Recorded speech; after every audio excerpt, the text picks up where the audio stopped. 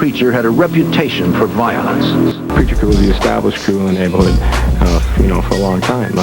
Preacher had been kicking around the streets of Harlem since the early 70s, and everybody knew him by his nickname, the Black Hand of Death, and everybody was deathly afraid of him. Subzero. The players in Harlem's drug underworld had carved up the area into zones.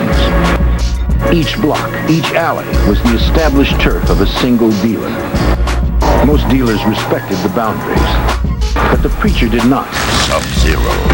He considered all of Harlem his turf. He made his money not by dealing drugs, but by taxing other dealers. But he was mostly into extortion, extorting drug dealers. These are guys that were violent in their own right. He would go up and claim their car. If a drug dealer looked like he was getting paid, so to say, he was driving a brand new full-size Mercedes-Benz, and Preacher liked that car, that was Preacher's. Those who argued with Preacher paid a heavy price. And believe me, they all paid, because if they didn't pay, Preacher would pay him a visit, or he would order his people to pay him a visit, and they'd wind up dead. Subzero.